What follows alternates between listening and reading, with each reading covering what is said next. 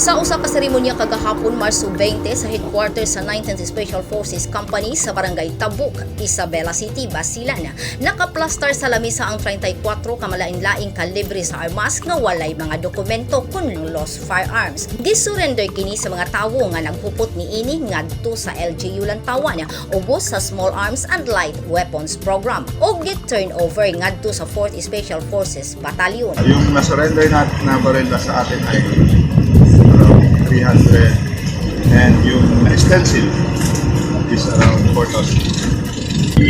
Ito rin natin yun, i-demil, isirain yun.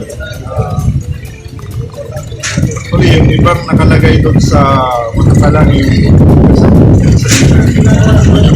monument, galing ito sa mga surrender firearms. So, sisirain talaga sila. Tayong package from the provincial government kabuhayan package. Sa miaging 2022 local ug national elections, natala sa Basilan ang mga biktima sa election-related violence tungod sa daghang lost firearms. Busa karong barangay ug SK elections, tinguhaon sa LGU, sundalo ug kapulisan nga makunhuran man lang ang ihap sa mga armas nga walay dokumento.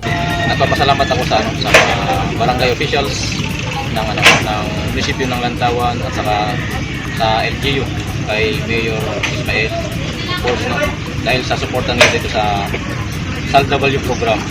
Kung wala sila sa support nila, hindi namin may kakandatit ng SALW program which is kinandak dito sa mismong headquarters ko dito sa 19 Special Forces Company, 4th Special Forces Battalion na mismong dito naganap itong surrender ng mga lost firearms. Aminado si Governor Jim Saliman nga dako ang natabang sa SALW. Sanglit na ang kinibugti nga assistance gikan sa gobyerno. Matod ni Colonel Salis, 400 na ka mga lost firearms ang nasurrender nga nakatakdang gubon. Ito yung paraan natin na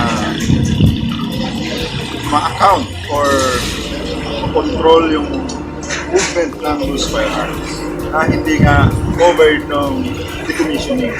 So, wala tayong problema sa MILF sa MNLF kasi naroon tayong program ng government na decommissioning ng firearms. However, yung mga ibang tao na nandito na hindi naman sila members ng MILF sa MNLF.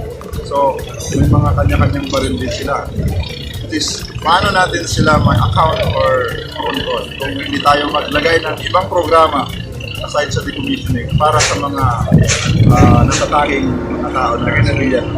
Nanawagan silang tawan Mayor Norcia Ismael sa mga nagpuput pa og mga lost firearms nga isurrender na lang aron makabot ang kalinaw sa usa ka lugar. Sinusuportahan namin upang mapayapa ang buong Basilan, hindi lang sa Lantawan. Mas lalong-lalo na ang munisipyo namin na sana po mapipeaceful na po ngayon at sa susunod na araw.